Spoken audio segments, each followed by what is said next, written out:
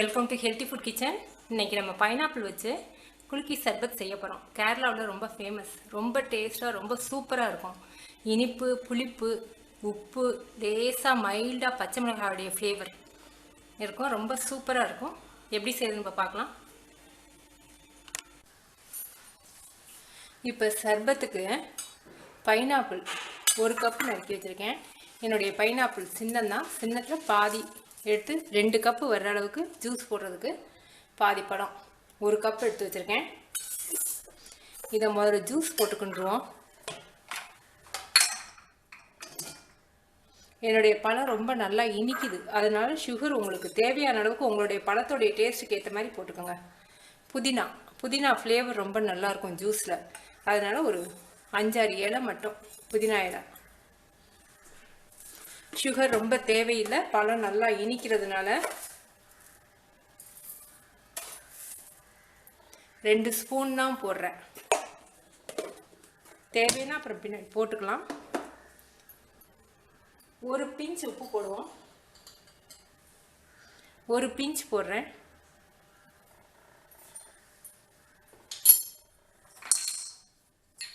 இதை ஜூஸ் அடிச்சிருவோம் மிக்சியில்.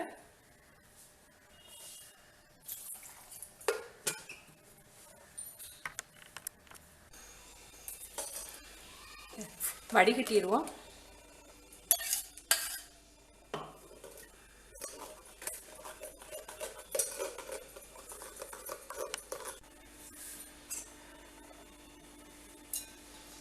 இப்போ லெமன் பாதி முடியை மட்டும் பிழிஞ்சு எடுத்து வச்சுருக்கேன்.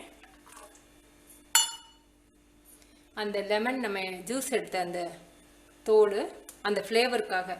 பச்சை மிளகாய் நல்லா விதையை எடுத்துருங்க. விதையை எடுக்காமல் போட்டிங்கன்னா குழந்தைங்களுக்கு அந்த ஃப்ளேவர், நம்ம ஃப்ளேவருக்காக தான் போடுறோம், உரப்புக்காக நம்ம போடல. அந்த ஃப்ளேவர் மட்டும்தான் நமக்கு வேணும். விதையோடு போட்டிங்கன்னா ரொம்ப உரைக்கும், குழந்தைங்களுக்கு ஹீட்டை கிளப்பி விட்டுரும். வெயில் வேறு, அதனால் நம்ம குளிர்ச்சிக்காக தான் நம்ம ஜூஸே குடிக்கிறோம். ஹீட் மட்டும் வேண்டாம், அதனால் உரப்பு குழந்தைங்களுக்கு ஆகாதுங்கிறதுனால நல்லா விதையை எடுத்துகிட்டு வச்சுருக்கேன். ஃப்ளேவருக்காக தான் நான் போடுறேன்.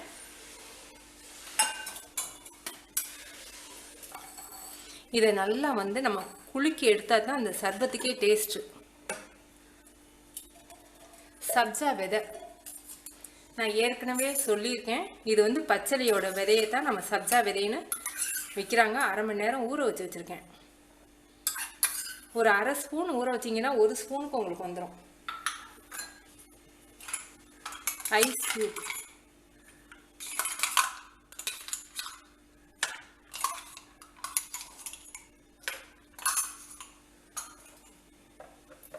இதை நல்ல டைட்டான பாட்டிலில் போட்டு நீங்கள் நல்லா குளுக்கணும். ஒரு 5 நிமிஷத்துக்காக நல்லா குளுக்கணும்.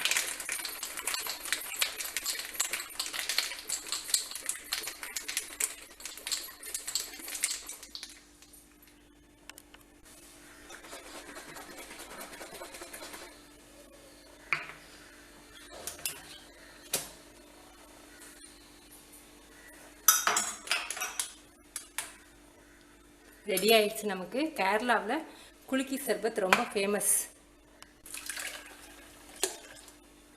நம்ம இந்த லெமன் தோலோடு சேர்த்து குளுக்குறோம் இல்லையா, அந்த லெமன் வாசம், பச்சை மிளகாய் அந்த ஃப்ளேவர், அதோடைய வாசம் எல்லாம் சேர்த்து லேசாக 1 பிஞ்சு உப்பு வேறு சேர்த்துருக்கோம்.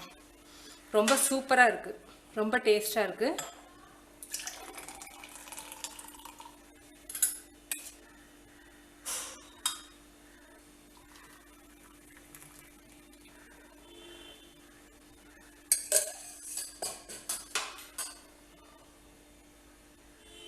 பைனாப்பிள் குலுக்கி சர்பத் ரெடி. நீங்கள் செஞ்சு பார்த்துட்டு உங்கள் கமெண்ட்ஸ் எனக்கு சொல்லுங்கள். தேங்க்யூ.